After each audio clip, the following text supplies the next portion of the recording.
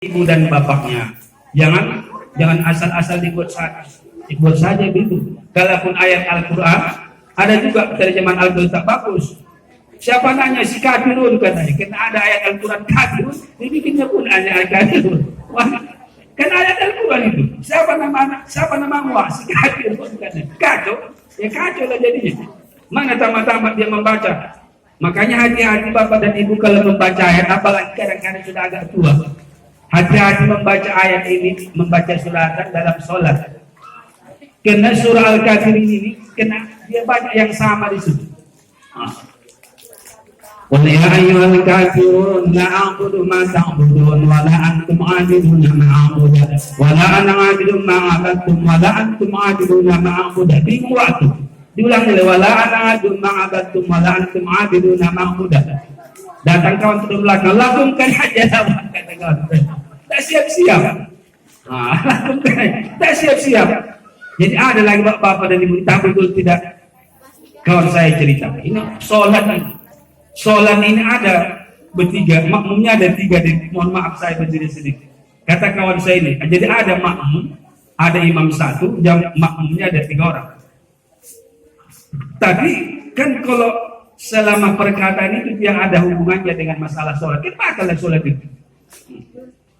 Mungkin ada kalau imam nih, datang imam yang sebelah kanan. Ini kalau saya cerita ini, dia udah tua. Kalau dia bohong Allah alam terserah dia.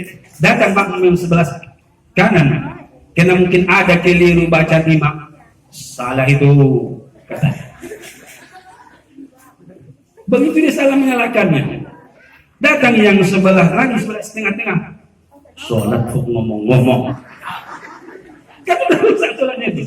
Datang yang sebelah kiri, untung aku tak ngomong. Jadi tiga-tiganya batal. Itu bahaya bapak dan ibu. Jadi itulah contoh. Jadi kan memang ada trik-trik, ada memang ketentuan-ketentuan yang dibuat oleh Rasulullah SAW. Jadi bapak ibu yang dimuliakan oleh Allah Subhanahu Wa Taala, maka tuntunan beliau adalah yang mau kita tumbuhkan. Kalaupun dalam rumah tangga kita, kepada anak-anak kita, anak-anak kita ini masya Allah. Tadi banyak perwakilan bapak ibu, sebagian tadi perwakilan bapak, tapi udah pada hilang. Dari tahun saya sebagai wakil bapak ibu. Jadi dia bilang. Jadi yang mau kita selamatkan hampir bahasanya regenerasi kita nih Pak. Saya sendiri sampaikan, termasuk saya sendiri. Ku ampusakum wa ahlikum nar. Allah. Kalau kita hayati firman ini, dahsyat. Ku ampusakum wa ahlikum nar. Pelihara dirimu, jaga dirimu, keluargamu dari api neraka, termasuk anak kita. Allah. Kadang-kadang kita memikir kalaupun usaha sudah dibuat, saya 5 anak saya bapak dan ibu, tapi kalau saya pikir usaha sudah dibuat, di saat kita nanti sudah terbujur kaki di hadapan mereka, apakah mereka mampu menjadi imam? Ini pertanyaan besar. Ya kan ini, kita ini sama anak kita sayangnya bukan main. Tidak ada batas, ya kan? Kasih sayangnya bunda tidak ada batasnya. Bila kau dewasa nanti, hidupmu akan berguna untuk nusa dan bangsa. Itu harapan kita semua.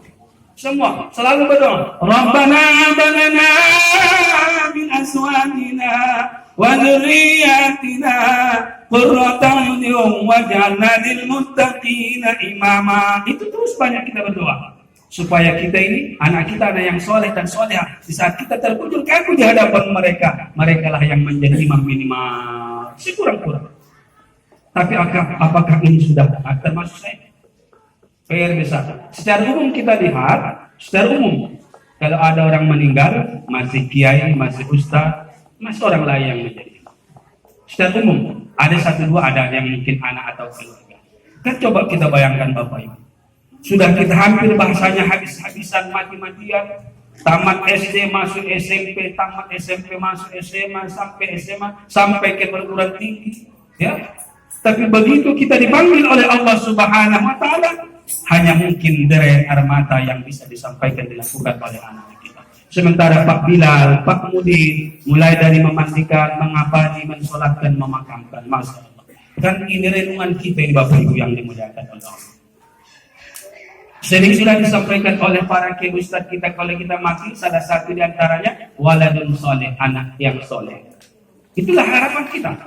Berdoa dia.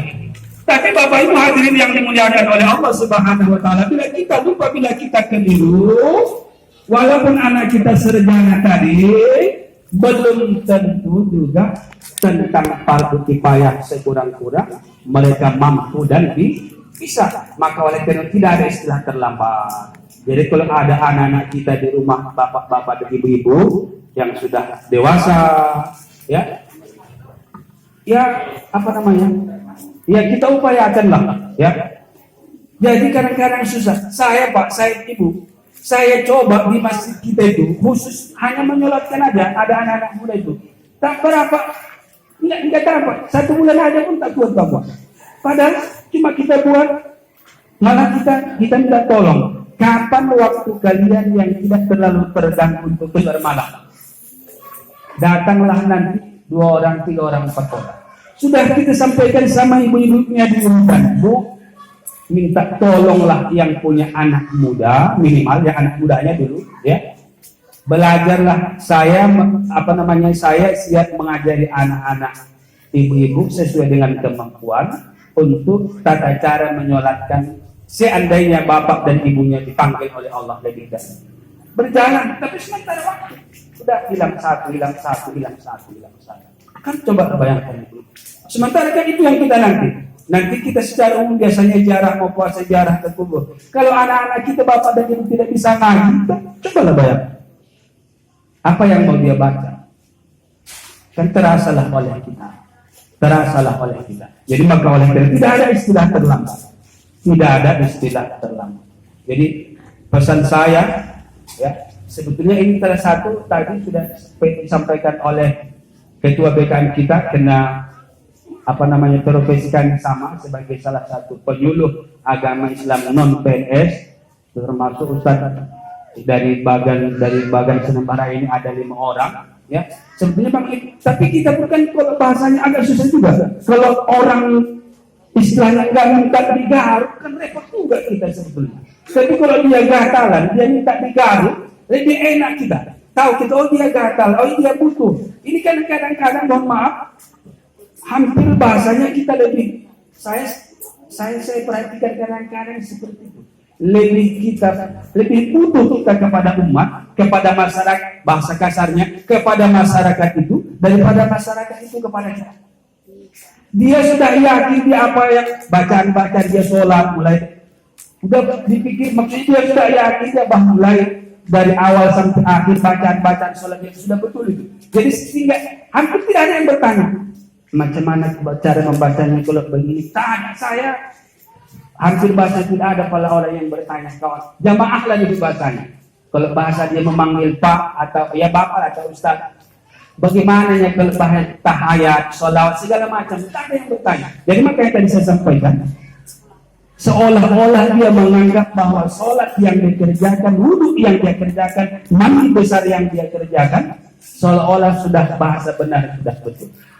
Sedangkan kita, bapak saya, waktu itu kami pernah sekali sebelum Papua menjadi ketua pelatihan imam. Kebetulan guru kami itu istilah bahasa Korila dari simpang kanan kan. Nyangkut Pak itu, enggak artinya sesuai dengan kemampuan beliau, ya. Yang kita baca itu belum pas seperti yang beliau harapkan. Coba, enggak pas menurut dia, karena dia pula korban. Nah, jadi itulah contohnya. Jadi Bapak Ibu hadirin wal hadirat yang dimuliakan Allah, ini PR kita semua Bapak. Inilah yang dengan peringatan Maulid ini maksud kita sampai arah ke sana. Ku ampusikum wa alaikum nar tadi. Jaga dirimu, termasuklah kita kan sebagai sang suami. Kalau ibu kan sudah hampir bahasanya, kami inilah sekarang tulang punggung Pak. Kita inilah kalau tak bagi bab istri kita, nanti yang dipanggil bahasa kita. Bukan sisi yang disalahkan. Karena tadi ampun sahabatku jaga dirimu, pelihara diri suami maksudnya. Wahai itu termasuklah istri, termasuk anak, keluarga. Tak bagi lebih anak kita keluar, termasuk saya. Ini yang susah bapak-bapak. Tak keluar anak kita tanpa bahasa menutup aurat. Bukan dia yang berdosa. kita, maka perlulah terus disampaikan. Istri kita ke pasar tidak pakai jilbab, tidak menutup aurat, yang berdosa kita, terkecuali sudah mungkin kita sampaikan. Itulah kemampuan kita kan. Jadi Nabi saja, Nabi yang kita peringati ini, kalau sudah hidayah itu rupanya urusan Nabi lagi. Pamannya Abu Thalib sebagai tulang punggung pembela beliau, pembela Nabi kita. Begitu meninggal tadi bapaknya, meninggal bapaknya tadi Abdullah, diasuh kakeknya Abdul Muttalib. Umur 6 tahun Nabi kita meninggallah ibunya Aminah, diasuhlah oleh kakeknya Abdul Muttalib, kakeknya selama 2 tahun. Berarti Nabi kita lahir dalam keadaan yatim. Umur 6 tahun meninggal ibunya Aminah, diasuh oleh kakeknya yang bernama Muttalib 2 tahun. Usia Nabi kita 8 tahun, meninggallah kakeknya Abdul Muttalib. Itu dalam buku Abdul Muttalib itu meninggal dunia umur 96 tahun. Berarti 8 tahun Nabi kita sudah masih anak yatim, ke sana kemari. Maka diserahkanlah kepada Abu Thalib. Dialah sebagai tulang punggung. Ini Abu Thalib ini dari segi ekonomi orang sederhana, orang biasa-biasa, ibu-ibu ya. Tapi pembelaan beliau, andai kata ada orang yang mengganggu keponakan beliau ini, maka beliaulah yang paling berdepan. Tapi namun demikian sampai hayatnya, sampai dia meninggal dunia, tidak mau mengucapkan asyhadu an la ilaha illallah wa asyhadu anna muhammadan. Sehingga turunlah ayat innaka la tahdi man ahbabta walakin Allah yahdi man yasha. Sesungguhnya Muhammad, masalah hidayah itu kau tidak bisa memberikan hidayah kepada orang yang kau kasih, kepada orang yang kau cintai. Tetapi masalah hidayah Allah lah yang punya kekuasaan. Tidak bisa. Dan tidak bisa. Jadi maka kadang-kadang tidak mustahil antara anak, orang tua bisa berbeda silang pendapat. Ini sering termasuk saya silang pendapat kita dan anak. Kata kita begini, kata anak kita begini. Kan agak susah kita Bapak Ibu hadirin yang dimuliakan oleh Allah. Mau kita kan harus begini.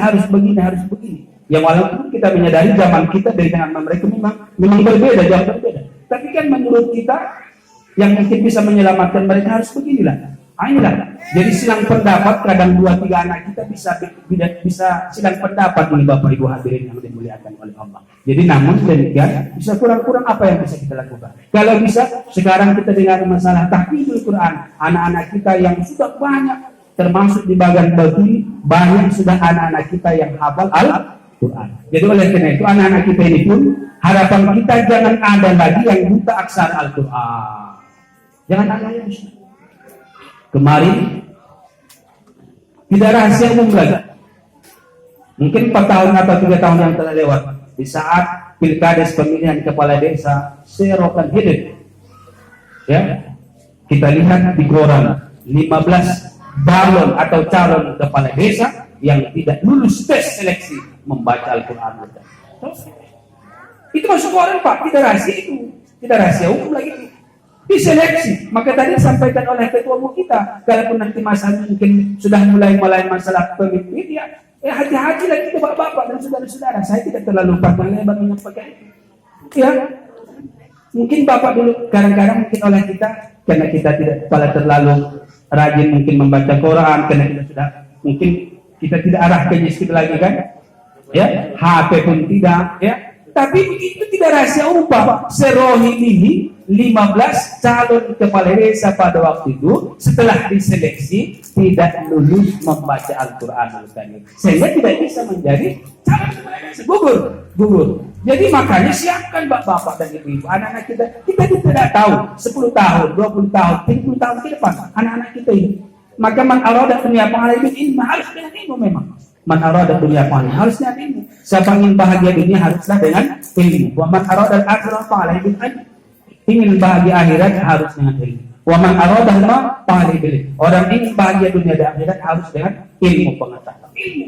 Ilmu harus dibarengi dengan ilmu. Hadirin wal hadirat yang dimuliakan oleh Allah Subhanahu wa taala. Maka oleh karena itu marilah kita berpikirlah anak-anak kita ini, cucu-cucu kita.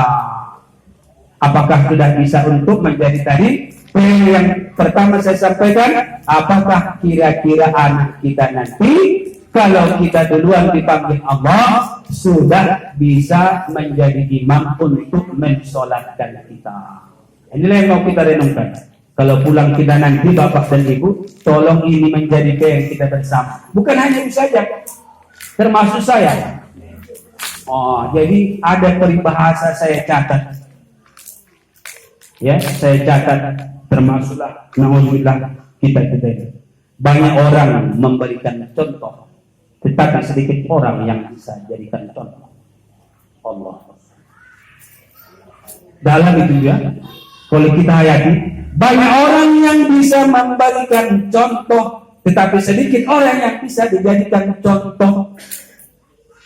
Memberikan contoh itu mudah, menjadi contoh itu sangat berat. Allah. Masya Allah. Iya kan? Itu dia kita. Jadi makanya tadi saya bilang, bukan saya termasuk saya juga. Cuma kadang-kadang saya panggil juga lah, coba dulu baca dulu begini. Tadi itu yang kita udah dewasa ibu kan, nggak bisa kita paksakan lagi, nggak bisa kita paksakan. Jadi makanya dari kecil ini sebetulnya dari anak-anak kita yang sekarang ini lah. Jadi kalau dari sekarang kita latih, insya Allah mudah-mudahan nanti satu ketika maka ada istilah orang Arab at-ta'allamu fi shaghir, belajar di waktu kecil, karena qasi alal hajat, belajar di waktu kecil bagikan mengukir di atas batu, belajar setelah dewasa bagikan mengukir di atas air. Sampai sekarang baca doa Yasin itu pun kita nanti kalau sudah hilang Bapak susah Bapak ini Bapak sudah berpikir siapa yang mau baca doa. Dan coba kita karena kita ini termasuk saya dihafal kadang-kadang baca ayat itu dapat pangkal hilang ujung, dapat ujung hilang pangkal. Masya Allah. Kenapa? Karena konsentrasi IQ kita pun sudah mungkin secara perlahan karena membuat otak kita menghafal itu secara pelan-pelan sudah dikurangi. Termasuk Bapak Ibu tenaga kita sekarang. Kudrat iradat ilmu hayat sama bahasa kalam. Ya kan? Itu kan sifat Allah, tapi sementara dipinjam. Ya kan?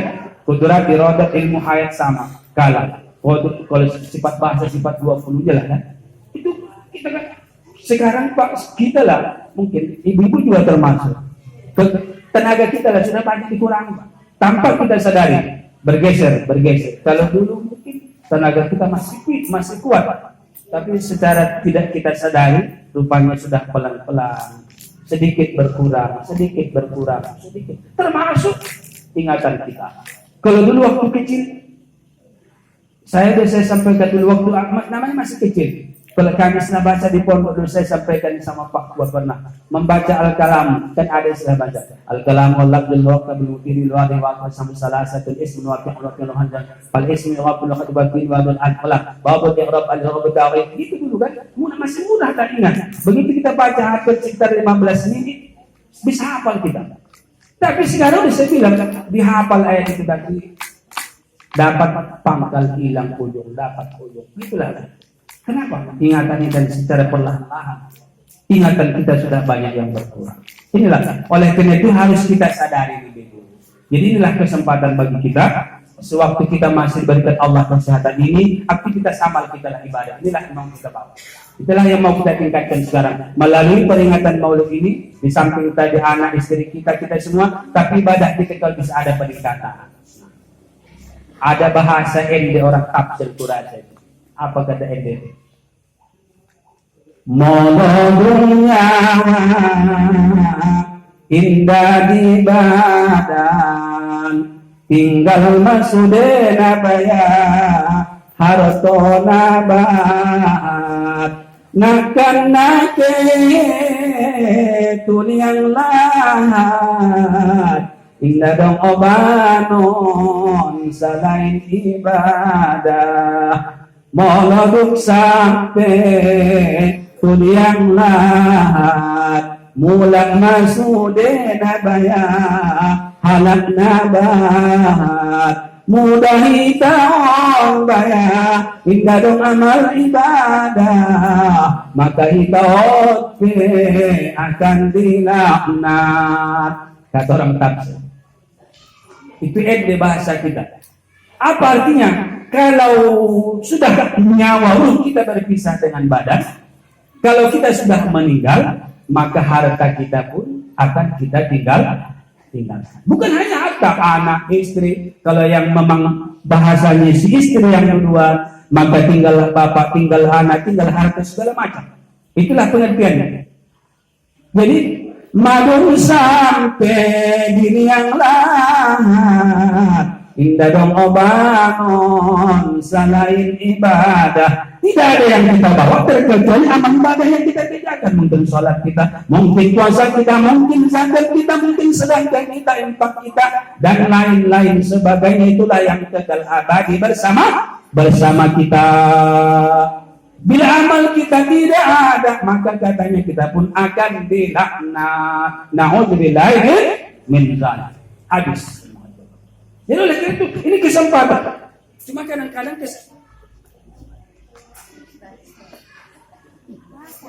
ini kurasa udah kode alam.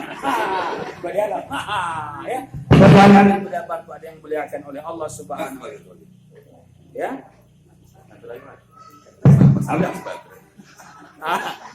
Ya. Jadi enggak usah pada begini, saya enggak apa-apa. Dengar ini bukan? Jadi Bapak Ibu yang dimuliakan oleh Allah Subhanahu wa taala, ini ya, kalau kita pikir-pikir, tidak ada yang kita bawa terkecuali amal ibadah kita kepada Allah. Maka di waktu Allah kesempatan ini tadi disampaikan oleh Pak Kepala Kantor Urusan Agama, sewaktu kita masih ada sekarang kesehatan, kesempatan.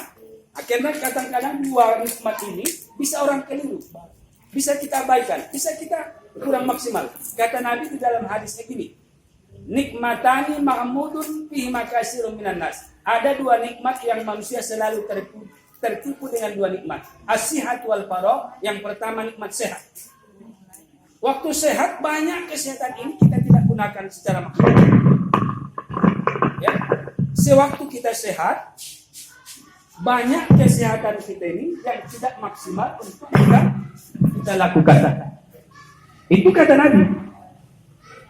Saya ulangi, nikmatani maghbunun fihi makasirun minan nas as-sihhatu wal faragh.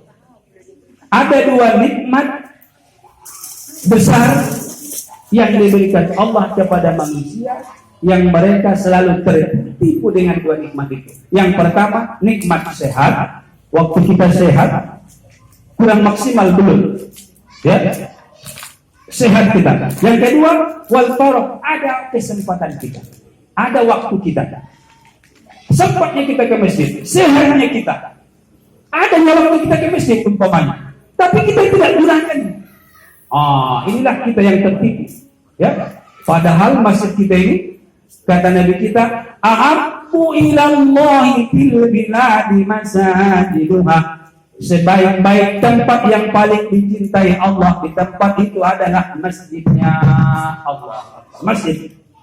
Walaupun makanya anjurannya seandainya boleh, apalagi kalau bisa jangan sampai lebih bagus rumah kita daripada masjid. Seandainya, kan? Walaupun masjid itu bahasanya sudah mau roboh, rumah kita mungkin bahasanya serba mewah, tapi kata Nabi yang paling dicintai Allah di tempat itu adalah masjidnya. Jadi oleh karena itu, Bapak Ibu hadirin wal hadirat yang dimuliakan oleh Allah Subhanahu wa taala, marilah kita berpikirlah kita Bapak dan Ibu. Min aina ila aina, dari mana sedang di mana dan mau ke mana. Kita berpikirlah kita. Jadi Bapak Ibu hadirin wal hadirat yang dimuliakan oleh Allah Subhanahu wa taala, sekali lagi mungkin tidak terlalu banyak yang saya sampaikan, tapi marilah kita berpikir. Sehat kita sekarang, masih berikan Allah usia kepada kita, masih panjang umur kita, mudah-mudahan betul-betullah umur ini umur yang bermanfaat. Karena ditanya ini, umur kita ini kemana kita habiskan? Ya? Badan kita ini La tazulu qadam al-'abdin hatta yus'al arba'. Tidak nanti bergeser tubuh kita ini di padang mahsyar sebelum kita ditanya 4 perkara. Kan ada gitu. Umur kita ini kemana kita habiskan? Badan kita ini kemana kita gunakan? Ilmu kita apakah sudah kita amalkan atau belum? Tapi yang bermasalah satu, masalah harta.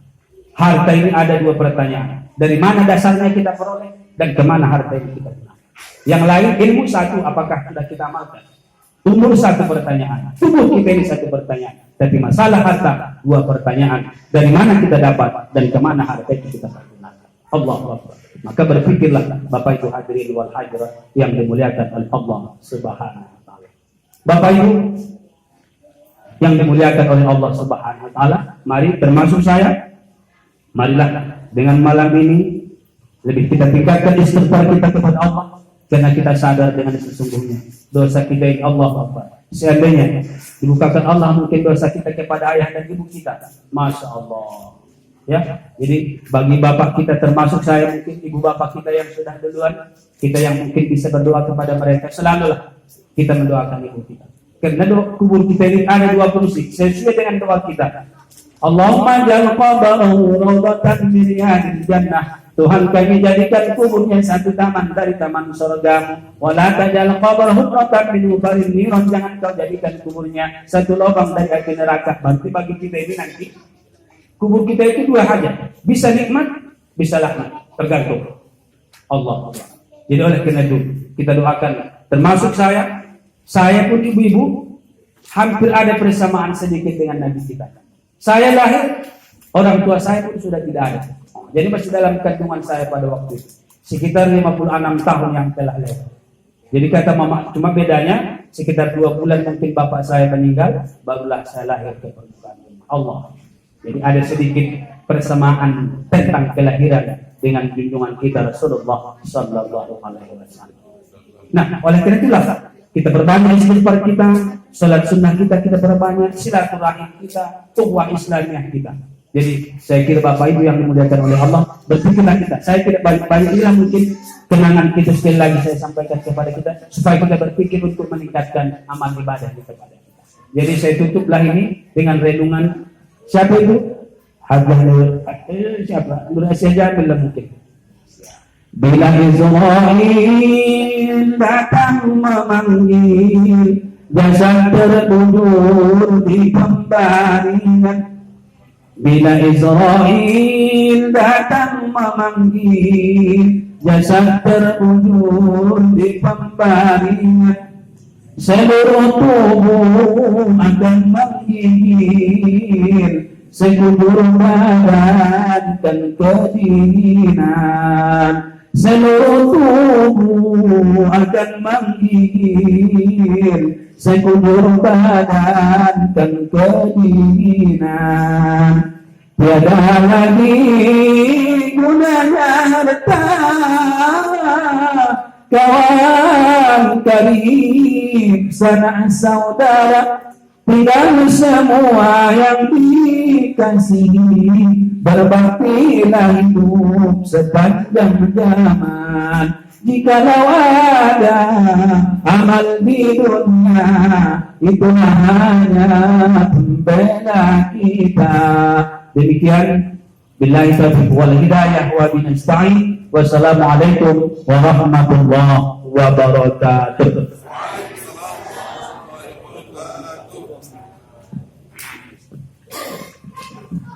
Kami akan untuk membawa Bapak ketersediaannya kepada Bapak Tuan Guru Abdul Fikar.